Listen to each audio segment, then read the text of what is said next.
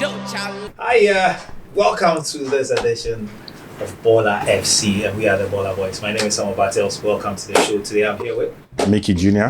Mickey is here with me, and a few things that we'll be looking at. You know, it's that time of the year. The leagues have ended. Probably a lot of the national team football has ended. People say this is a dry period where nothing happens, but I can tell you for a fact that there is a lot happening. Top of that list is the FIFA Club World Cup. This is the first time this format is taking place. 32 teams, all condensed. This is also a warm-up event for the FIFA World Cup. So in this edition, we'll be looking at the FIFA Club World Cup. There are 4 African countries that are participating. Who are these 4 African countries? What are their chances? And really, what is in it for the African continent? We'll be looking at that. Plus, all the biggest stories concerning transfers. You know that on the 1st of July, the transfer window officially opened. And there's been a lot of activities on the continent and in Europe as well. So what are the prospects for some of the biggest African players? Where are they moving to? And who is likely to go into the books as commanding the biggest sum of money as far as African transfers are concerned? And to wrap up, we'll go around the continent to pick all the cute and interesting stories that are going on. As usual, Mickey is on the beat, and whether it's Tanzania, Egypt, Morocco, Liberia, Ghana, or indeed South Africa, he's got us covered. Mickey, you're welcome again. Thank you so much. Always a pleasure to be with you. So let's go straight to the US of A, where 32 of the best clubs in the world are converging. First, let me just ask you, what are your thoughts about the FIFA Club World Cup? There are those who are saying, players are tired, Charlie. You should let them go for holidays rather than put them together in the US for this competition. What are your thoughts about this competition? No, I mean, my thought has always been that the fact that once it's a competition, you should be ready to play. I understand the players, like you rightly said, they are complaining about the fixtures, the schedules, but that's what they are paid for. And you have to work for what you are paid for. And so for me, I believe that enough of the complaining. If the tournament starting this weekend, they should be ready to play. It's not interesting that at the beginning the European clubs were complaining about fixture congestion and everything else, but it seems that the complaints have subsided. Maybe it's the money? Yeah, of course. I mean, like you're rightly saying, it's the money. And once the money is big and it's huge, everybody want to be part of it. Yeah, I mean, for Real Madrid to want to pay Liverpool 10 million so they could get Trent Alexander-Arnold early enough for the competition shows how seriously clubs like them and City are taking them. That's true. That's true. And it means that it's going to be key for them. I mean, aside the money, the bragging rights that comes with it, being the first nation or the first club to win it, I think it would mean a lot for them. So for sure, I think aside the money, the pride also and the honor to play. Definitely also a big deal. You mentioned the issue with the trophies. Man City finished the season without a trophy. Real Madrid finished the season without a trophy. So technically, if they lay their hands on this, we can't say they've had a trophy this season. Of course, it's a FIFA competition. Yeah. So, trophies are there to play for. And so for sure, everybody should be ready for it. And like you are saying, once you can win it, it means that, of course, you have something to be proud of, at least at the end of the season. Well, it's a big deal for Africa as well. Now, you know that in the previous incarnation of this World Club Championships, we have had clubs from Africa, indeed all the continental champions, go to Japan. At some point, it came down to the UAE and other places where the FIFA Club World Cup have been taking place. I think there's only once that an African club made it all the way to the final. That was El Ali. This time it's 32 teams, and there are 4 African clubs participating in this. For starters, are we in to just make the numbers, or what are the African clubs capable of doing? I mean, it will be very difficult. I have to be very honest with you. If you look at the groups they find themselves in, so difficult. But I believe that with the right mindset, preparation, and then a lot of effort, probably but it will be difficult. I have to be very honest with you. You have El Ali, record African champion in terms of number of championships. They're in the team that they beat, the team that lost to another Egyptian side in this year's final, Mamelodi, who lost to Pyramids. They are also there as well. When you measure football globally and you look at the standards of our clubs, and you compare it to those in South America, North America, Asia, and Australia, and even Europe, where would you say we are in terms of our quality and our ability to compete? I think our quality probably is not enough, and clubs are buying, spending, but maybe they are not looking at the right profiles, in my opinion. I believe that, the likes of Ali, the likes of Sundowns, they have the financial muscle. They can go in the markets and fetch whoever they want to, but sometimes they have to look at the profile and the kind of signings that they make. I'm thinking that yes, Europe will always be Europe, in terms of the numbers, the quality, the pedigree, the players bring to the teams. But for Africa, I think the quality is a bit down, it's a bit low. I'm looking at probably sometime now with, like I'm saying, with Ali, they can go in, bring players from Europe for $3 million or $5 million. Sundowns can equally do the same. They are able to also go in the market, but their target is mostly in South America, where they can sign players for $1.1 million dollars. But they have to also look at Europe side, where they can bring in some more quality. And I think that it's possible, with the right scouting, the technical team, they can be able to identify the players that can help them. So I think our quality, our chances in this tournament is honestly very low. But at least, Charlie, if somebody manages to beat Real Madrid or somebody, it's a big deal for the continent. If any of our clubs can claim a big scalp, right? Yeah, it's possible, but also we have to look at the rules that comes, or the money that comes to the tournament. If you win a game, you are receiving $2 million. If you're able to get a draw, it's $1 million. And I think that should be one of the targets for the clubs from Africa. That's insane money. Yes, to win just one game and pocket $2 million. Yeah, it's not easy. It's enough motivation. Yes. So let's check out the group stages. As I mentioned, Egypt's El Ali is one of Africa's representatives, perhaps the most illustrious of the African representatives in this competition. And then you have Esperance Sportive de Tunis, who are also there. Mamelodi Sundowns from South Africa, and then Wydad Athletic Club of Morocco is also there. So let's get into it. Group A has El Ali paired with FC Porto, Palmeiras, and the losing finalists in the European Champions League, Inter Milan.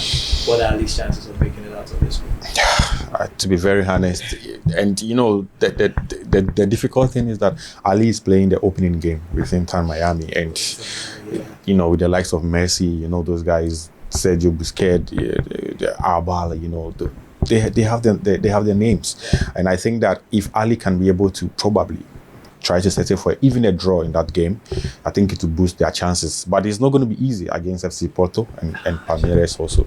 So for Ali's chance to qualify, I'm looking at slightly something below maybe 5%. Below 5, that's low.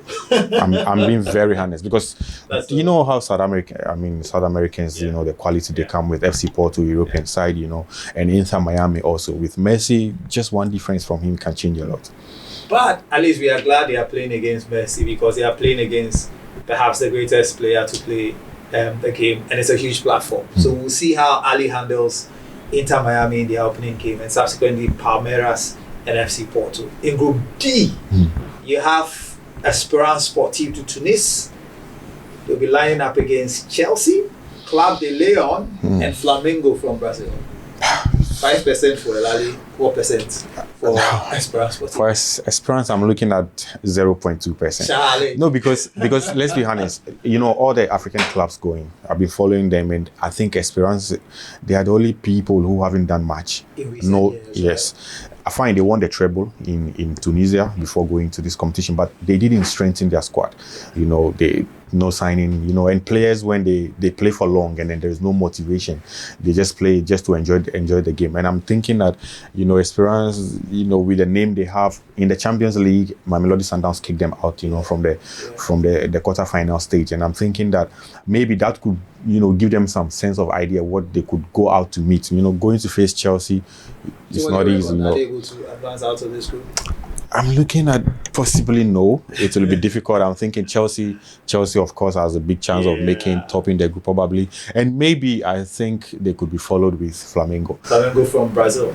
In Group F, you have the President's own club, or President's former club, Mamelodi Sundowns of South Africa. They'll go up against Ulsan, who are from South Korea, Borussia Dortmund from Germany, and Flu, they call them, in Brazil. Does it get any better? Because so far, your predictions have been quite dim as far as African countries are concerned. here also maybe Sundowns is quite possible. Maybe because I'm thinking of they have a big chance against Ulsan, and yes, but Dortmund perhaps no, but Fluminense, if they're able to pull their weight, they can probably get a draw, and maybe 4 points should be enough. Maybe or probably maybe they can try and get a win also. But very interestingly, Sundowns are called the Brazilians of Africa. Exactly. They face the Brazilian side. Exactly. They need to prove it. Yeah. So we'll see what happens in Group F. In Group G, you have Wydad, and Wydad will have to come up against Man City, as you can see. There's Al Ain also there. It doesn't get easy. It's difficult. I have to be very honest. With changing their coach, they had Rulani Mokwena from South Africa. People were already saying that he's going to face his mentor when the draw was made. I saw how excited he was. Pep Guardiola was somebody he looks up to, but they decided to fire him. Difficult time. Moroccans and how difficult it is. That season there he had was so difficult for him. But coming up against, thought that he was going to emulate Pizzo and what he had done at the rally by winning trophies and all of that. I'm thinking then the environment was difficult for him. With Moroccans, and Wydad also financially now they are down. They are not like the Wydad we know way back, especially when their former president Nasiri was arrested. He has some cases with drug dealing, trafficking and stuff like that, allegedly of course. And so I'm thinking that it will be difficult for Wydad with Man City with the quality they have. Even hearing that Jack Grealish has been dropped from the squad, and it's always going to be difficult for the African reps. Honestly, Man City of course should top that group, and therefore Wydad, I honestly don't see them qualifying for. Just mention that Juventus is the other side that is in the group. It's difficult. I don't see Man City making it further. Well, so bottom line, looks like the African sides face a very uphill battle in this World Club Championship. Yeah, very difficult. Very difficult. Tough groups, but hey, we are also rooting for them because this is a measure of where African football is. And if any of those clubs, apart from making the money that comes with winning matches, can advance beyond the group stage, this will be a huge endorsement of the quality of club football. That's true. In Africa, I remember in the year 2000 when Accra Tukuk won the Champions League and they were relishing the opportunity to face up against the best. Unfortunately, that competition didn't happen. It is happening now. It's unfortunately, I know Ghanaian clubs that could participate because, ranking wise, we don't really fare that much and we haven't fared that much. But we'll support the rest of the African countries as they go into this. Now, let's quickly switch. From looking at the World Club Championships, let's talk about transfers because on the 1st of June, transfer window for the summer was open.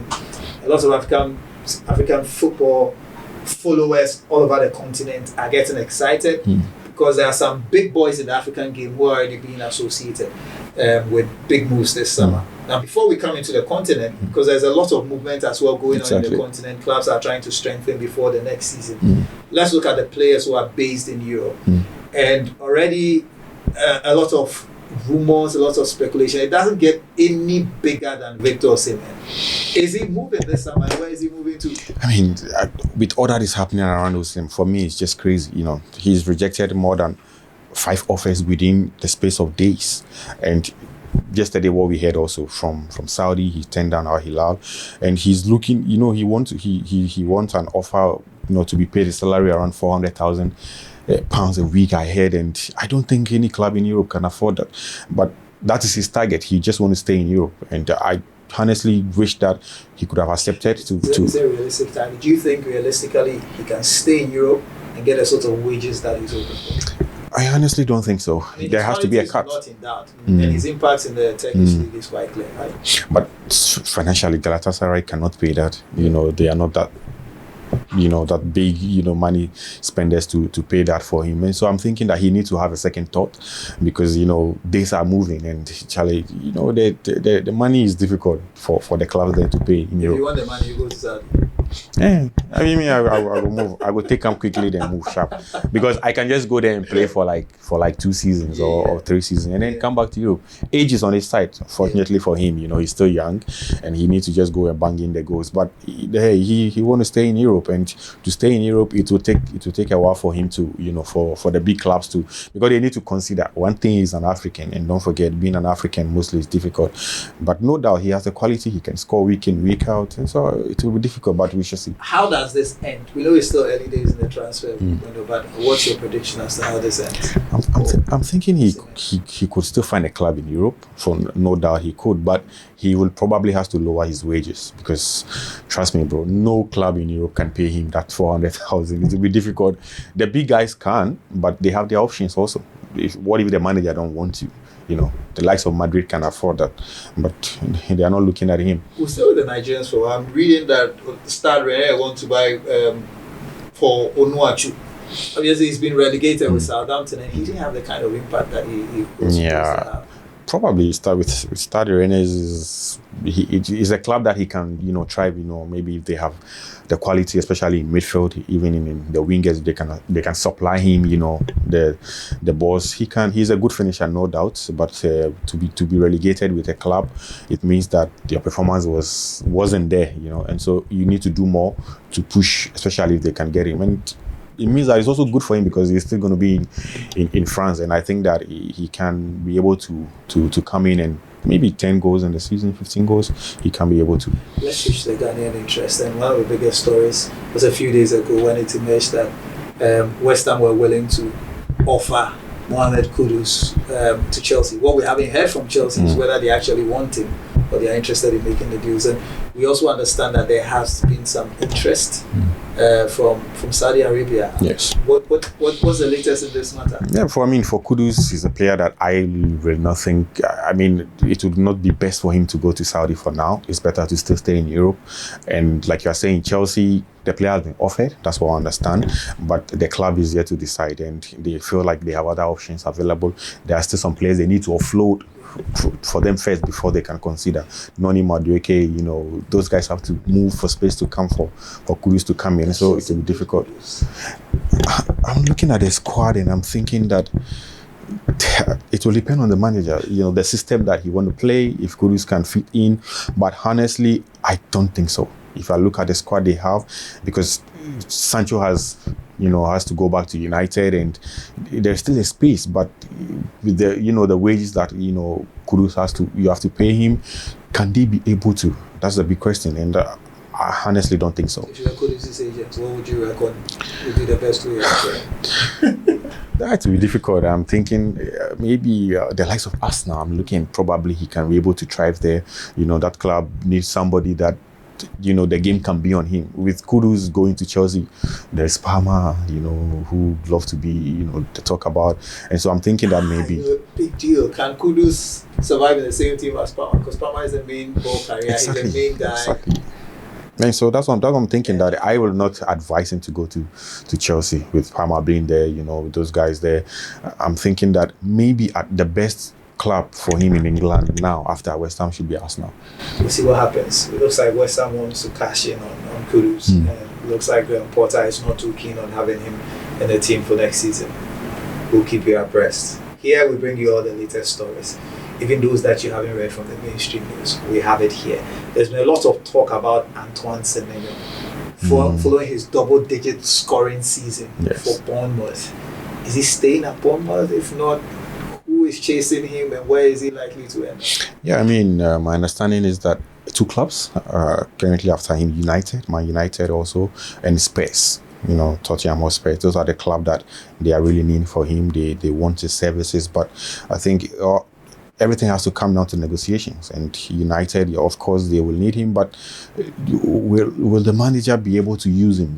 His abilities. We've seen many players moving to United, and then the performance we saw in their previous club, when they come, they are not able to show much, and makes the fans worried, especially when they have to spend like 45 million euros for players like that, and it makes it quite difficult. But for Spurs, I'm thinking that, but they need to also wait, because they let go of their manager, and it means that the new coach needs to come in and then decide, look at him also before you take a final decision. And so for me, I'm thinking the best club now for Semenyo, United, of course, the name is there, blah, blah, blah, we heard of them, but Spurs are going to play in the Champions League. And which player wouldn't love to play in the Champions League? So I think that the best club now for Semenyo he should consider moving to Tottenham Hotspur. We'll see. And I guess Iraiola's movement could also be a factor, whether or not he leaves or not. We are getting strong signals that Frank Thomas Frank, coach of Brentford, is in the frame to take over at Tottenham Hotspurs? Yeah, I mean, that's been the talk, like you're rightly saying, that's been the talk, the discussions going on. I think he's the man in pole position now.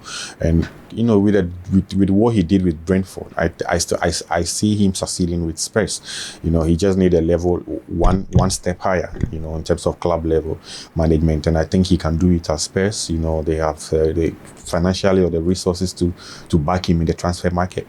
Already they are going to the Champions League. They need a coach that has that mentality.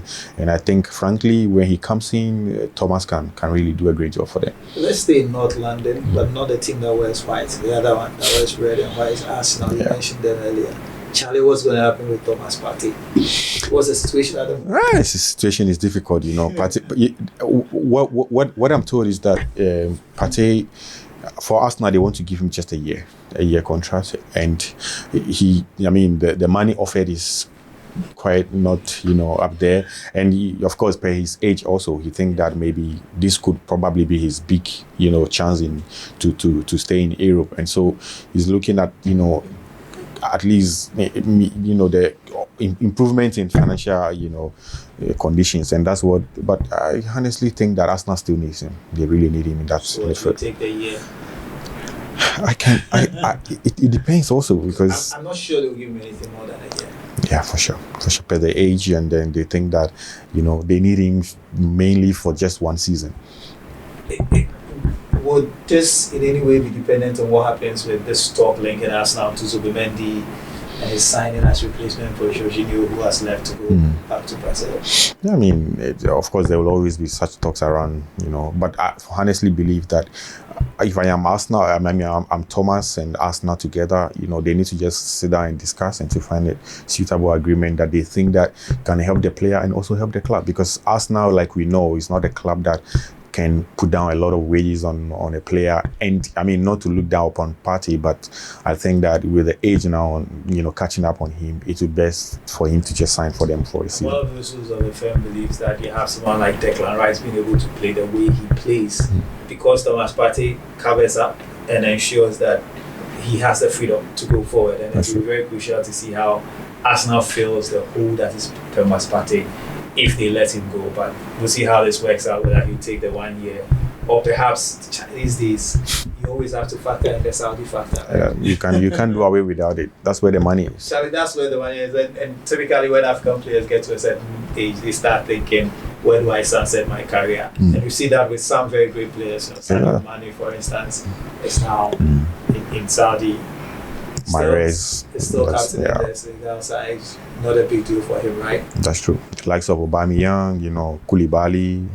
So I think Koulibaly and other people. So the Saudi factor is always a very tempting factor. Who else should we be looking out for as far as the big African players in Europe is concerned?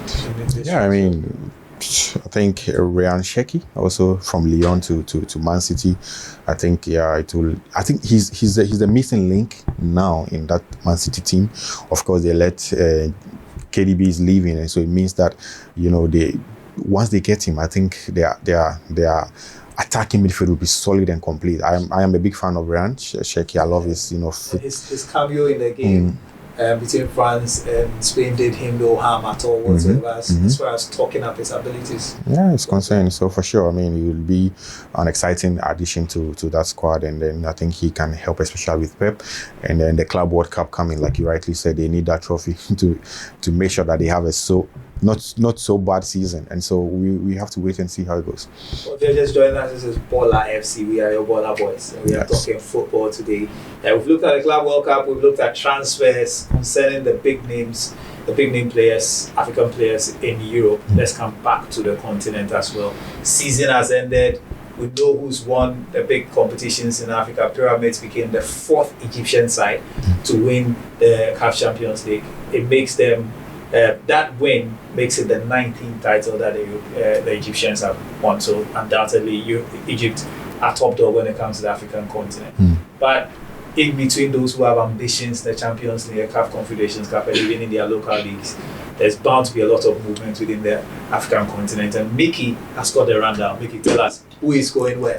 Yeah, I mean, a lot would happen, like you mentioned earlier.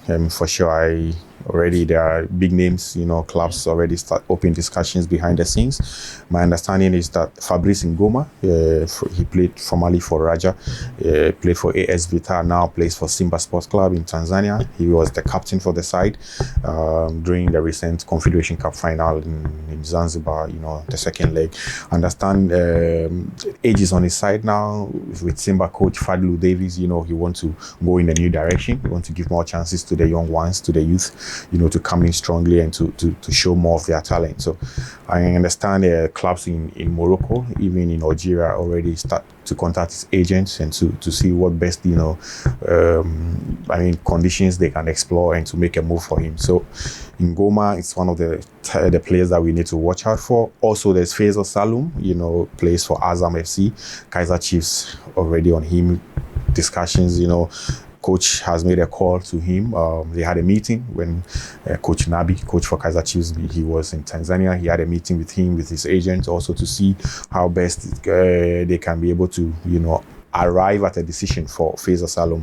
Undoubtedly, he will be a great addition for Kaizer Chiefs team. And so the discussions are on. Many other players also are moving here and there. And as to when, the news comes in, we will be here on Bola FC to give them all the breakdown. Well, as you know, nothing goes on in the continent without us having an eye on it. And so we'll have an eye on everything that's happening. I understand Kaizer Chiefs, Orlando Pirates have a new coach. Yes. So they'll be out there recruiting. And we'll see what's been the trend recently in terms of the recruitment by the South African countries. The clubs in South Africa and who they tend to target. Yeah, the money is, I don't think is a problem there in South Africa. They have a lot of sponsors for the league. Also, the clubs themselves are quite self-sufficient. They can go in the market, find the right player that they will need. For Orlando Pirates, the coach left, Jose Rivero. He left to Al Ahly, and it means that they are still talking.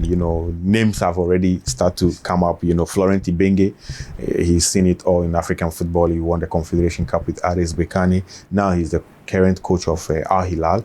His contract is set to end this month on 30th June, and my understanding is that there are some agents trying to offer him to Orlando Pirates to come in and to do a good job for them. And so it means that South Africans, the money is there, the clubs can spend, but they need to find the right profile, and then once they can get in the right profile, they can be able to to talk and to conclude some few deals. So the market is open, and we will see, how we do it here on the show. We come in to give the exclusives, and so we have to wait and to see.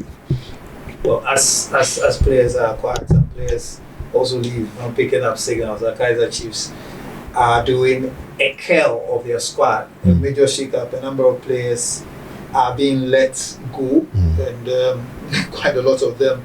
Nyabulo Biom, who's returned on loan, he's had to go. Another big name under review is Reed Fosler, whose contract is also set to expire. Yeah. So it looks like it's a complete rebuild. Tabo Selo is also gone. He was on loan, but he's gone back to the US. They released him. They feel like his performance wasn't, quite convincing for the coach, and they want to go in the new direction. That's how come they are really, really going after Faisal Salum. They think that is a little bit upgrade on him, and so we will see. There's so much to talk about, especially for Africa. Don't blink. Just stay right here with us on Bola FC. We keep our eye on all the goings on as far as the leagues are concerned. To wrap up today's edition of the show, and before I do that, let me just remind you that you could just go onto the page, make sure you subscribe, you like and comment. Give us all the feedback. What do you want to hear more about? What are you liking about the show? Tell us wherever you're watching us from, whether you're watching us from North Africa, West Africa, East Africa, Southern Africa, Central Africa. Your feedback is the breakfast for us. So just keep them coming, and we'll keep making sure that we provide the best content for you. Before we go though, bits and bobs of information that go around the continent. This time of the year, with the seasons having ended, you have all sort of interesting story. And before we came on air, Mickey was telling me about one such interesting story from Tanzania, between the eternal rivals of Tanzania, Young Africans and Simba. Now, what is the gist on this story? It's crazy. I'm not going to lie, so crazy. It's almost every day there's something to talk about in Tanzanian football. And they had a derby. The first leg took place. Second leg now is dicey. young Africans, like you're saying, in short, younger, they maintain their stance today after a meeting that they are not going to play the derby. Meanwhile, the Premier League board has set June 15th, I think this weekend, for the game to take place. And this is what happened. The whole story was that Simba went to train on the pitch, for the game a day before. Let me also remind our people that the game was supposed to be played in March. Wow. Supposed to be played in March ago. Yanga did their training. Simba was going to train a day before the game on the pitch. They were blocked at the entrance by people allegedly or supposed to be Yanga supporters or securities. That the main reason is they claim that Simba was coming to the stadium for the training with too many buses, and they don't understand, because ideally it should just be one, let's say, one bus or maybe a mini car for the coaches.